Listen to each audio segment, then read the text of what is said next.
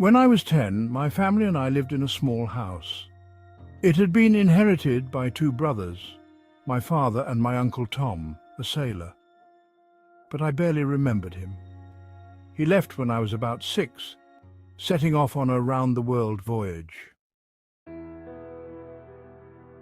Since then, his room had always remained locked. Uncle Tom's room always seemed like a treasure trove to me. I imagined chests filled with gold, old maps leading to lost lands, bottles with messages cast away by the ocean waves. I often peeked through the keyhole, but the windows were covered with something, and I could never make anything out. One day, for some reason, the fabric covering the window fell, and I saw the room in its entirety. It was a disappointment, just a folded sofa, a wardrobe, a desk, an old TV, and a lone chair in the middle of the room. No chests, no maps, no mysteries, yet out of habit, I continued to look through the keyhole. And then one day I saw a man sitting on the chair. He was facing away from me. He had dark skin, short, glossy hair, a colourful shawl draped over his shoulders, and a round earring gleamed in his ear. I jerked back from the door. But strangely, my fear quickly disappeared, and I pressed my eye to the keyhole once more. The man turned his head, and I met his gaze.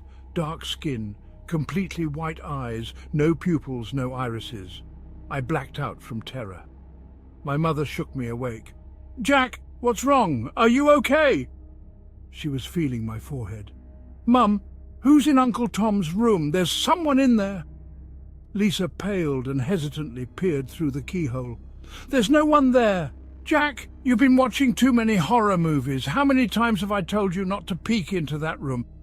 I convinced myself I had imagined it. Nothing strange happened in the house afterward.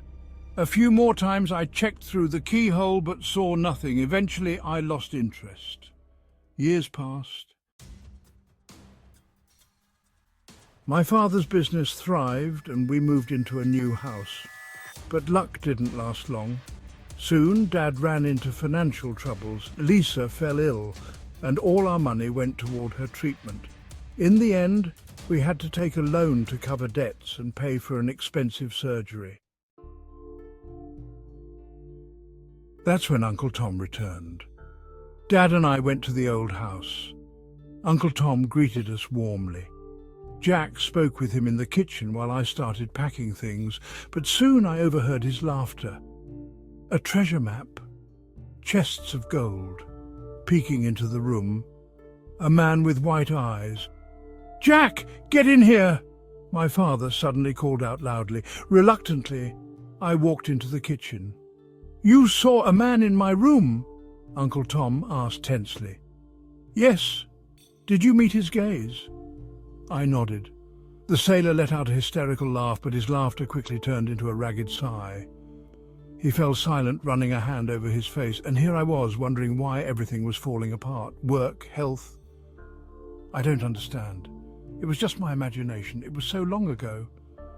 "No, it wasn't your imagination. You didn't see a man. You saw something else." Uncle Tom poured himself a whiskey, took a sip and sighed. "When I was younger, I was in Africa. My crew and I stayed there for about a month. One day we came across a deserted village. Among the wreckage I found a figurine, black, burned by fire, glossy. It looked so unusual. I took it as a souvenir. When I got back home, strange things started happening. At night, I felt like someone was standing by my bed.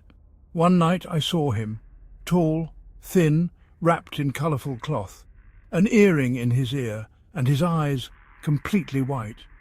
I didn't even have time to be afraid. He vanished.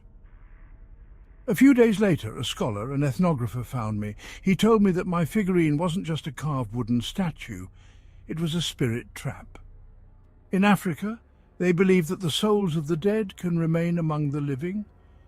If they are not honoured, if sacrifices are not made, they begin to seek revenge. The spirit in my figurine was too bloodthirsty. They put him to sleep with a ritual, but I woke him up. The only way to put him back to sleep was to lock him in a room with no living energy. There he would sleep for 10 years. Then the figurine could be buried in a desolate place. So that's what I did. I locked the room and left to sail. After 10 years I returned, dug up the figurine and buried it in a vacant lot. But Jack, you kept peeking through the keyhole. Your energy kept the spirit awake. He accepted you and your family, which meant he could leave my room. At first he helped you, then he started demanding sacrifices. Your misfortune's his doing.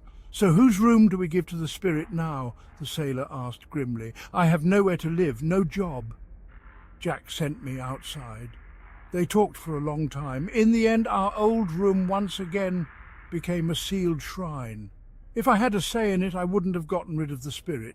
Yes, he needed sacrifices, but in return he offered protection and favour.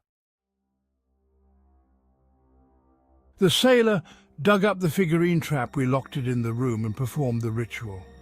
After that, the streak of misfortunes ended. Dad got a good job, Mom recovered, and we paid off her surgery. Uncle Tom stayed in the old house. One day he called. The time had passed. The spirit had fallen asleep. The room could be opened and the figurine could be removed. Jack wanted to go himself, but I stopped him. Now I climb the stairs, gripping the keys tightly. Uncle Tom is already waiting. Hey, Jack, you've grown up. He smiles. Well, shall we? As I bury the figurine, I make sure to remember the spot well. Who knows, maybe one day I'll need the help of a bloodthirsty but powerful spirit again. Please write in the comments, support the video with a like, and of course, subscribe to the channel. You can also share this video with your friends. They will probably also be interested.